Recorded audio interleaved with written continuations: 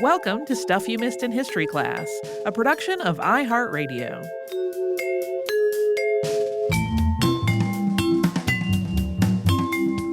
Hello and welcome to the podcast. I'm Holly Fry. And I'm Tracy V. Wilson. So, when writing about Clarence Birdseye, who is our topic today, for his full-length biography on him, author Mark Kurlansky wrote, quote, Birdseye wrote numerous articles about himself and his ideas, but the subject himself is not always an infallible source either, especially a man like Birdseye who had an image of himself that he wanted to promote. A very American image of a lot of audacity, not much intellect, and a pioneer spirit. The first and last of these were largely true. The second, manifestly not.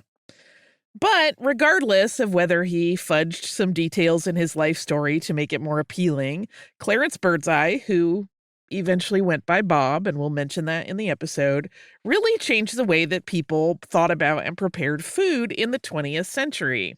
There are, for the sake of clarity up top, two Clarence Birdseys in this episode, father and son. We will refer to the main focus just as Clarence Birdseye, or sometimes Bob Birdseye, and his father we will refer to as Clarence Sr. Also, we have to give you a little heads up here because Birdseye was a very interesting and eccentric man, and he's often touted as a naturalist and worked as one. But maybe not the image you have in your head when you hear that word today. He was part of that era where being a naturalist often included killing animals.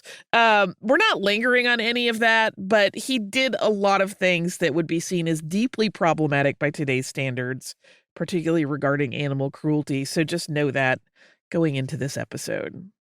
Sorry, I was dwelling on the idea that an American image includes audacity and pioneer spirit, but not intellect. I know. Clarence Birdseye was born on December 9th, 1886 in Brooklyn, New York. His father was Clarence Frank Birdseye, who was a very successful lawyer and wrote several textbooks. His mother was Ada Jane Underwood, who married Clarence Sr. in 1878 when she was 23. Birdseye grew up in the Cobble Hill neighborhood of Brooklyn and had 8 siblings, so Clarence was the 6th of the 9 total kids. And from an early age, Clarence was deeply interested in nature. The younger Clarence Birdseye was not an athletic boy, and instead he preferred to spend time by himself outside on the family farm that Clarence Sr. bought on Long Island, which they called Windycote. His mother saw a budding naturalist in Clarence, and he seemed to agree. But this was not a case of a sensitive child who was one with nature. He was a boy who liked to shoot and hunt. When he was 10, he trapped live muskrats and shipped them to an English estate that was stocking their grounds with animals for hunting. He also advertised that he offered lessons in taxidermy at the age of 11. When Clarence was in high school, the family moved to Montclair, New Jersey. One of the interesting things he did as a teenager was take a cooking class, and that was something that was considered unusual for boys at this time. He also started going by the name Bob. Yeah, that class was part of his high school curriculum. It was kind of like opting into a home ec class that was, other than him, all girls, which is just an interesting choice. But sometimes that's cited as the beginning of his fascination with food. At the age of 19, Clarence enrolled at Amherst College in Massachusetts with the goal of getting a biology degree. This is interesting, as Amherst didn't and doesn't offer science degrees, so he was still going to get a BA even with a biology major. And during college, he rescued an infestation of rats behind the Amherst butcher shop that were going to be exterminated. This wasn't because he was soft about animals being killed. He recognized them as being a rare species that was in danger of extinction. And he actually got Columbia University interested in this colony of rats. He got paid to ship the school a batch of them, in fact. He sort of always seemed to be mixing his love of nature with his love of a good hustle. He never got that college degree, though. He ran out of money after his second year, and he had to drop out and join the workforce. There's also some suggestion that he got hired away from his biology program by the U.S. government, and that is why he didn't finish. The idea of a financial hardship in particular is interesting because Birdseye he was not from a family of humble means. His father was a high profile New York lawyer. It seems like the family did have a significant financial crisis, though, and that was around the time that Birdseye dropped out of college because he didn't have money, apparently. He tried to get a loan to continue college, but that loan was denied. Yeah, there are some question marks around Clarence Sr.'s business dealings. We're going to talk about a big financial crisis that comes a few years later. But knowing that that one is coming, I was a little like, I wonder what exactly happened here. um, Birdseye, though, did get hired by the U.S. Department of Agriculture after school, and he was sent to the U.S. Southwest for work on a biological survey. He was living in Arizona and New Mexico during this time. And he also became keenly aware while he was there of the value of animal furs, and that would drive some of his moves later. He worked various jobs in New York after the survey was completed and he returned to the East Coast, but he also started a new side hustle, importing animal furs from contacts he had made in the American Southwest and then selling them in the city. He also worked in an office job for the U.S. Department of Agriculture, but he was really too restless to be happy working in an office. During this phase of his life, Clarence also met the daughter of cartographer Samuel Gannett. Eleanor Gannett was an undergrad at George Washington University when they met. That started a 5-year courtship before the couple married in August of 1915. But before that, the Department of Agriculture sent Bob Birdseye to Montana in 1910. And this actually brushes up against our recent episode on eponymous diseases because he was there to collect ticks for the study of Rocky Mountain spotted fever. We mentioned already that he loved to hunt, and this job involved a lot of hunting because he collected the ticks off of wild game that he shot. He apparently throughout his life touted how lucky he was that he could hunt with no limitations while he was there. This was a job that came with a high degree of risk for all the reasons we talked about in that eponymous diseases episode, but for someone like Birdseye, it was also a perfect fit. In interviews throughout his life, he downplayed his work on that project as insignificant, and he tended to talk about the hunting part of it.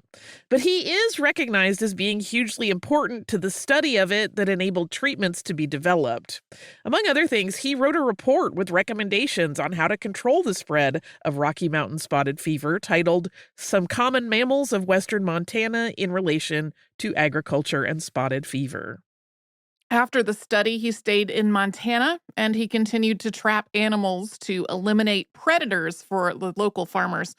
Some of this sounds really awful by modern standards, probably even standards of the time. One of his projects was testing poisons to see which of them was most effective. Reminds me a little bit of when they tried to figure out how much arsenic needed to go in the tick dip Yeah. by experimentation on the animals.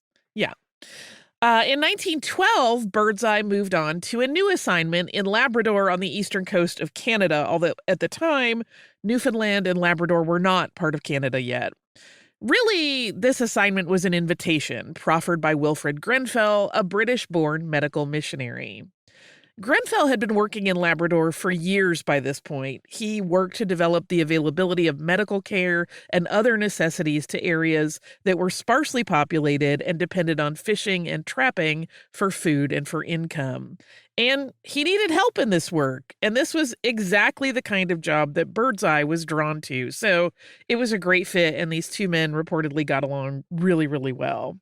While he was there, Birdseye also taxidermied birds to send to Washington, D.C. for the U.S. Biological Survey. And that soon expanded to also preserving various insects and really anything that was requested. The trapping, in particular, was interesting to Birdseye. He saw the potential of starting a business venture if he could get investors from New York to buy in on it. After researching and studying the health and habits of foxes, he was in business as a fox breeder and a fur trader. Ultimately, new legislation in Newfoundland put an end to the fox breeding business. He did continue having them processed for fur, though. Birdseye also started writing about this work and published some articles as a possible start to another career, but that did not really get off the ground. This was also a time when Birdseye was in a unique situation regarding food. He didn't really have access to fresh fruits and vegetables. Those had to be imported at very great expense. He ate a lot of canned food, which he actually liked, and he also learned a lot about how to prepare the foods that were available locally, like salmon and game, in new ways. He welcomed new culinary experiences, and he was willing to try just about anything. Anything, even polar bear, seal meat, and skunk. Coming up, we will talk about Birdseye's return to the U.S., but first we will take a quick sponsor break.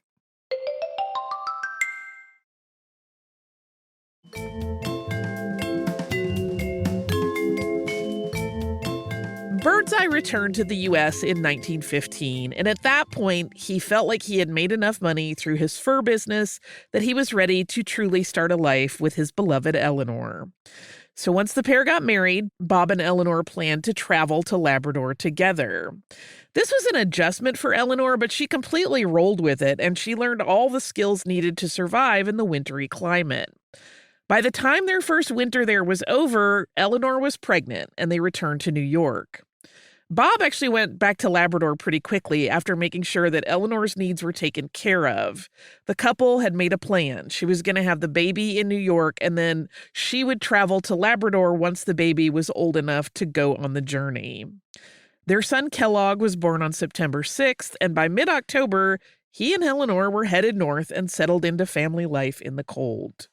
There were a couple of different stories about what led Birdseye to thinking about the way foods freeze. One is that while he was ice fishing with some of the indigenous people of Labrador, he noticed that because of the freezing temperatures, fish were freezing almost as soon as they were pulled out of the water.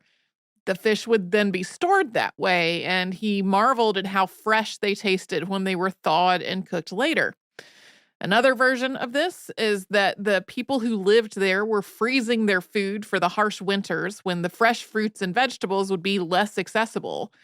Biographer Mark Kurlansky shared in his book about Birdseye the naturalist's fascination with water, finding what he called a, quote, state of equilibrium, by which he meant that it would stabilize to the point right before freezing and then would seem to freeze instantly when it was poured into another vessel. The reality is that Birdseye was noticing and studying all these things and performing tests on meats that were frozen at different times of the year by thinly slicing them and observing the different textures on the interior of the frozen food. He did start thinking about why the fish and other meat that he saw frozen in Canada stayed delicious, which is not the case with other frozen foods that he had experienced back home. He noticed the variables that were in place during freezing there, the temperature, the ice, and the wind. And he ruminated on these factors a lot, and he started performing his own experiments. He started first with vegetables like cabbage and then moving up to meats. And eventually he realized that instant freezing meant that the crystals that formed in those foods were much smaller and they wouldn't damage the cellular walls of the food. When the United States entered World War I in the spring of 1917, Birdseye returned home. But there was a more personal battle bubbling up in the Birdseye family. A news article from May of 1917 that appeared in multiple newspapers ran with the headline, quote, alleged cleanup of $1.9 million in 2 days. This was about the finances of the Life and Trust Company of Pittsburgh. The article read in part, quote, the institution is believed to have been wrecked. According to a statement issued, Clarence Birdseye of New York, in a period of 2 days, milked the company of $1.9 million through a board of dummy directors. Warrants have been issued for the arrest of Birdseye and his 5 alleged associates, all of New York. One of those 5 associates was Birdseye Jr.'s brother, Kellogg. By the end of the year, the insurance company had been liquidated, and Clarence Sr. was being sued to recover the lost money. Birdseye Sr. and Kellogg Birdseye were eventually sentenced to 2 years in prison.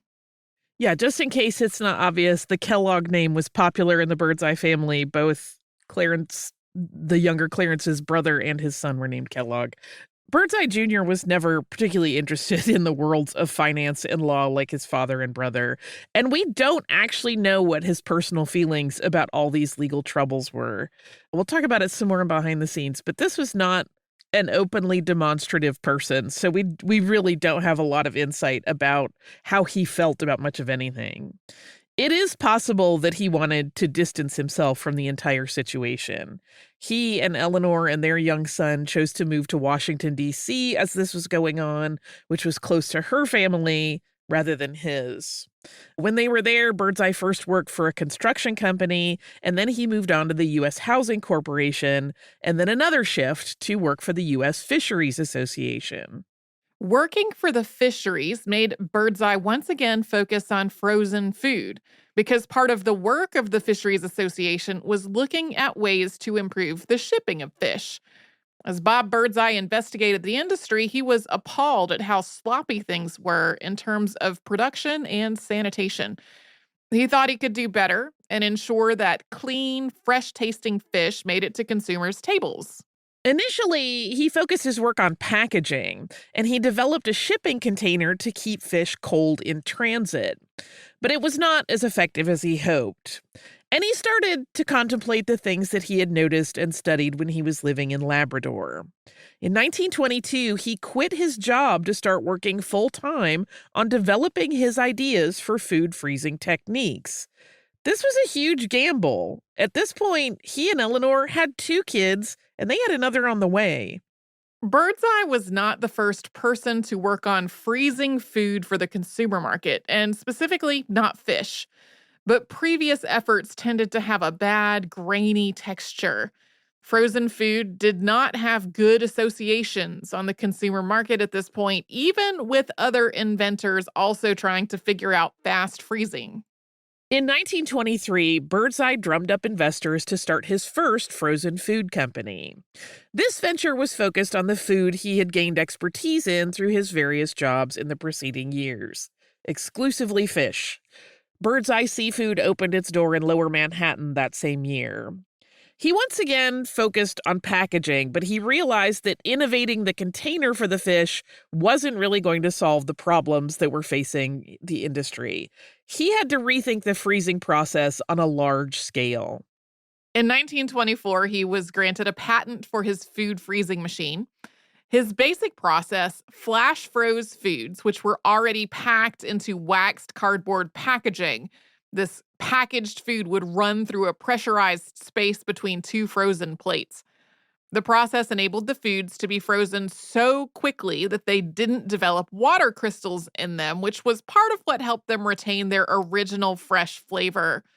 And this process worked on vegetables and fruits as well as fish. The big differentiator between Birdseye's method and his competitors was in the temperature. A lot of other companies froze their foods just below freezing, but recalling the harsh winters in Labrador, Birdseye froze his foods colder than 45 degrees below 0 Fahrenheit.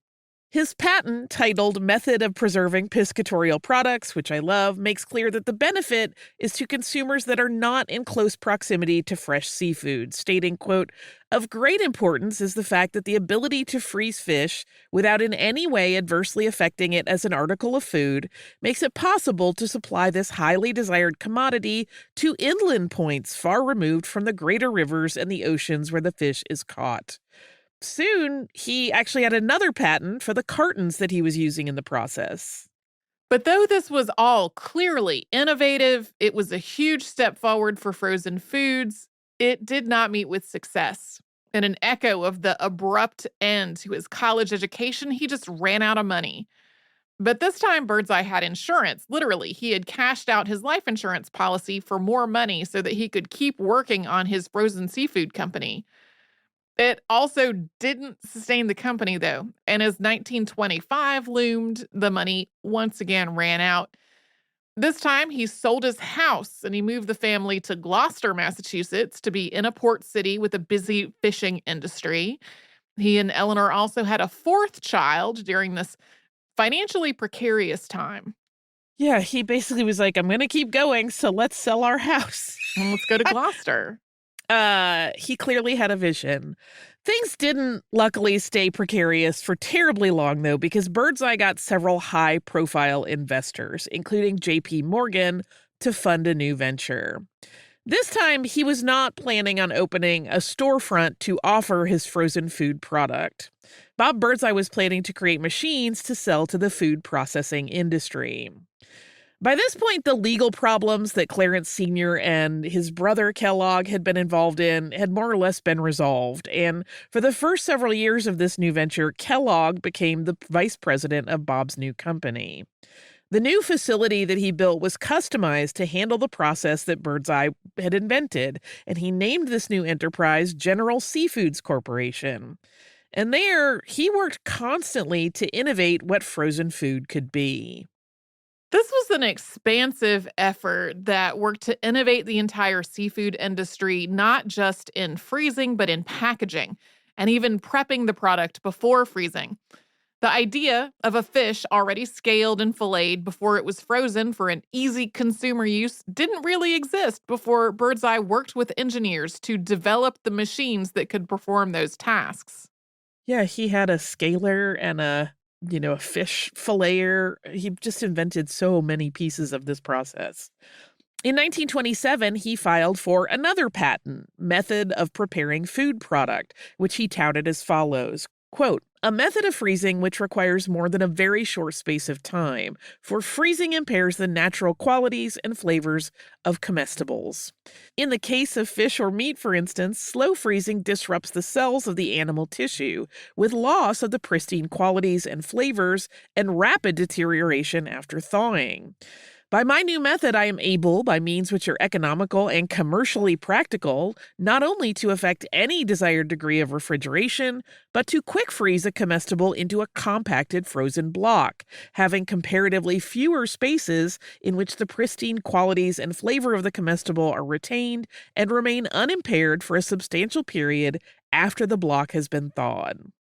That patent was granted in 1930. Birdseye, like many inventors we have talked about before, continued to refine his process and his machinery, and he filed a lot of update patents, including one for a continuous belt on his freezing apparatus. He didn't invent fast freezing, but he never stopped looking for ways to improve it. There were more things than belts that had to be refined and rethought. For one, all of this innovation didn't erase the years of concerns people had developed regarding frozen foods. Birdseye kept working to address this distrust, paying for food safety tests to show the food was free from problems and contaminants. And all of the packaging had to be rethought, from plastic wraps to packaging inks. And Birdseye worked with partner companies to develop all these things. Birdseye's company still was not making any money. They needed investors or a buyout. One of the things that Bob Birdseye was known to do in the hopes of drumming up interest from financial sources was to send them frozen foods to show them how effective his process was. Yeah, there are stories of him like serving big wigs of industry, like fancy lunches, and then saying, all of this was frozen food once, to watch them go, ooh. Eventually, that desired deal came through, and it was a huge one. A company called Postum Incorporated bought Birdseye's company out in 1929 for $23.5 million, which was absolutely unheard of for the time. His company had actually been valued just a couple years earlier at less than $2 million, so this seemed absolutely bananas to a lot of people. Marjorie Merriweather Post, the Postum Foods heiress, who is often credited with brokering this deal, is on my short list. I became very interested in her in a little side rabbit hole while I was working on this episode. But the Postum Company worked with Goldman Sachs to secure funding for this massive buyout. Part of the huge expense was that the patents were included in the deal, along with all the company's machinery and other assets. Postum really thought that Clarence Birdseye had developed the future of food. Postum changed its name to General Foods Corporation shortly after the buy and started selling on the New York Stock Exchange 2.5 months after the deal was announced. Within 2 years, as the company continued to lose money in the wake of the 1929 stock market crash, Goldman Sachs let the Posts buy out their shares in the company. We'll talk about how Birdseye's life changed once he was a millionaire, but first we will hear from the sponsors that keep the show going.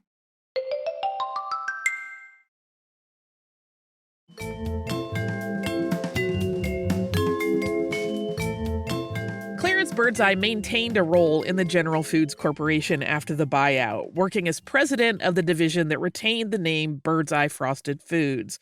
And then he also worked as a high-level consultant.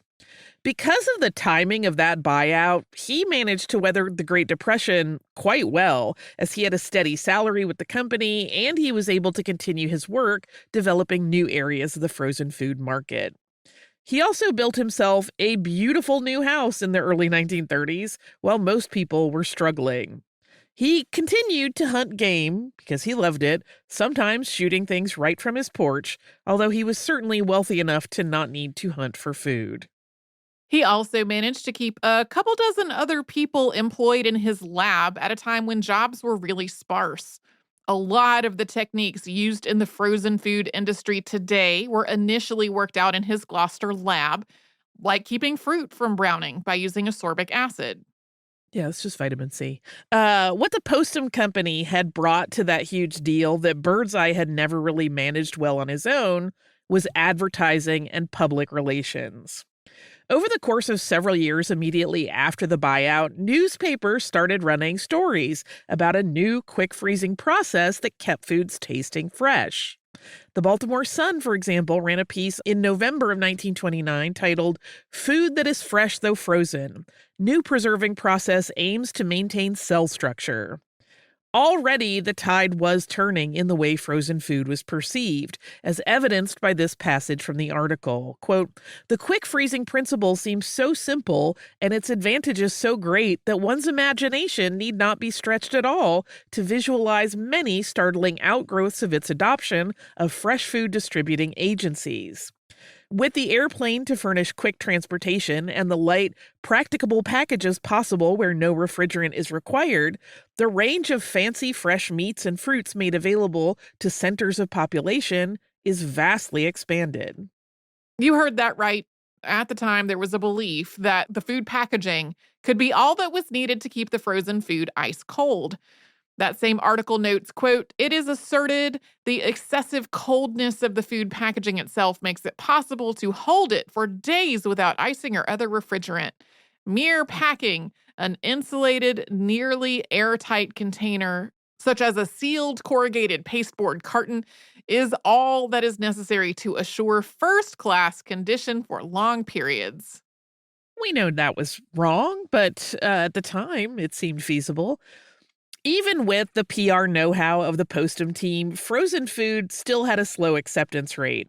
A handful of grocery stores, and I mean a handful, it was less than a dozen, agreed to stock frozen foods through their company, but it was a really hard sell.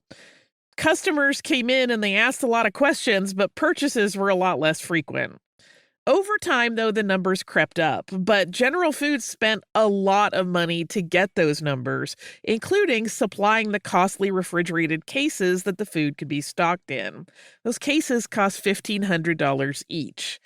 But they were also expensive for the store because they used a lot of electricity. This caused a whole lot of consternation in the industry. So eventually, Birdseye Foods contracted with another company to make less burdensome freezers. They were less expensive for Birdseye, and then they rented those to the stores, and they were less expensive to run. So the end result was a better financial situation for everyone. In 1935, Birdseye founded the Birdseye Electric Company. It started with a desire to add reflectors to the insides of light bulbs to offer greater illumination for display uses. He patented the reflecting electric lamp in 1935, and it has continued to be used to the present day.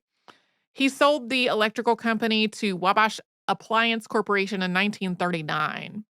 Also in 1939, he invented a gravity froster, which froze individual items a single piece at a time. That sounds like it would be slow and weird, but it was totally automated, so ultimately it ended up being faster than previous freezing machines. It also needed less effort from an operator, so one person could run multiple machines at a time. This turned into a new company that built and leased the Gravity Frost machine to other companies that were making frozen foods. In 1938, interest in frozen food had grown to the point that a magazine called Quick Frozen Foods was launched. Birdseye was not the one who started it, but he did serve as an advisor. This was one of many things he became involved in as frozen foods became more of an established industry and he had more time for other projects. One of the other things he was involved in was whaling. He had invented a harpoon that had a thrust mechanism to give it greater force than throwing a harpoon by hand. That same year, his advocacy helped initiate an update to the Pure Food and Drug Act of 1906, which put stronger requirements in place for quality standards related to frozen foods, something that he and other people in the industry saw as vital to rehabilitating the way frozen food was perceived.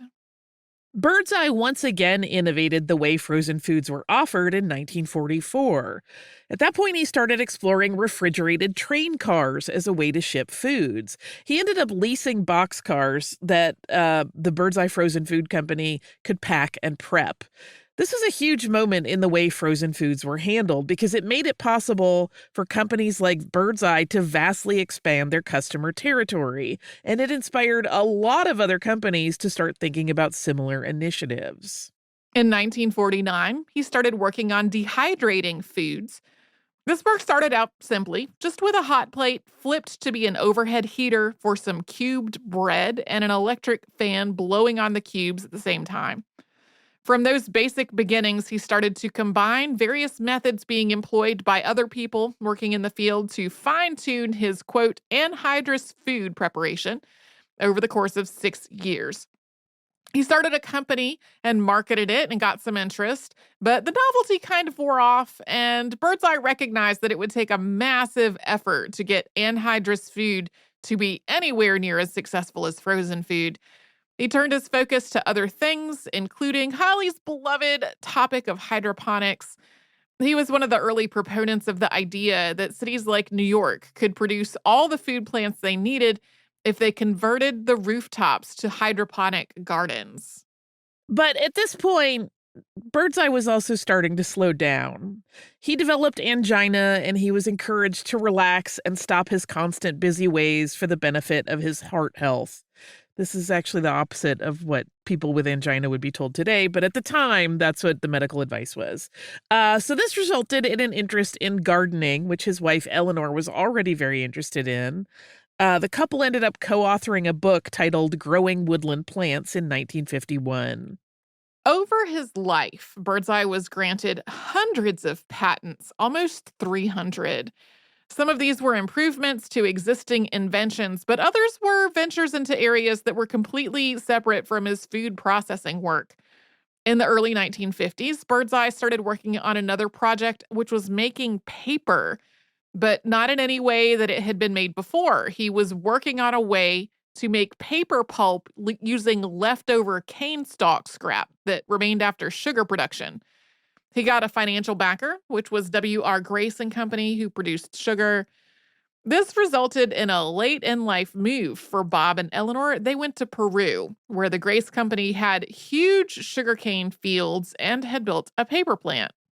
In 1955, the Birdseyes moved back to New York, where Bob's work with the Grace Company shifted to marketing the new process he had developed over the preceding several years. But while those efforts were underway, his health took a sharp decline, and he died of heart failure on October 7th, 1956. Birdseye had received an honorary degree from Amherst 15 years earlier, and in his end-of-life planning, he requested that instead of flowers, anyone wishing to pay their respects should donate to a college fund that he established at the school to prevent other students from cutting their education short as he had done. Today, 99% of households in the U.S. report purchasing frozen foods, and the global frozen food industry is valued at more than $230 billion. Yeah, he was right. He made some scary moves, but he was ultimately right. And even Postum's buyout, which a lot of people kind of criticized them over and being like, why did you pay $23 million for a company that's not worth $2 million? And they were like, we see the future. And they were right. Listen, it takes a lot of bravado to gamble that way. It might take some people a little bit of bravado to deal with today's listener mail because it's about spiders. This is from our listener, Chandra, and I love it. Chandra writes, since you were talking about spiders a few weeks ago in a behind-the-scenes episode, I wanted to share a couple of pictures from New Mexico. The first is a cat-faced spider, which is a type of orb weaver. It's been hanging out on my patio for weeks, maybe months at this point. I watched it clean a fallen leaf out of its web one day. Neat creature. It's absolutely adorable, in my opinion. Its little badonk looks like a kitty face. Come on, who don't want that? The second picture is only the second tarantula I've ever seen. It's cool to see them walking down the trail. That is all. Happy October. Look at that pretty tarantula. I know not everybody loves a tarantula. I think they're very beautiful. We all know I love spiders. Tarantula's very cute. When I was very, very tiny, I lived in Arizona, and I loved seeing the tarantulas running around. Like after the rare rain, they would all come up from their little burrows and be in the streets, and I thought it was the cutest thing ever. Because I was a weird child. I don't know what else to tell you. If you were a weird child who loved tarantulas, or if you're a weird child now, or if you just love tarantulas, or anything else, you can write and tell us about that. You can do that at historypodcast@iheartradio.com. You can also subscribe to the show if you haven't gotten around to that yet. That is easy as pie to do on the iHeartRadio app, or really anywhere you listen to your favorite shows.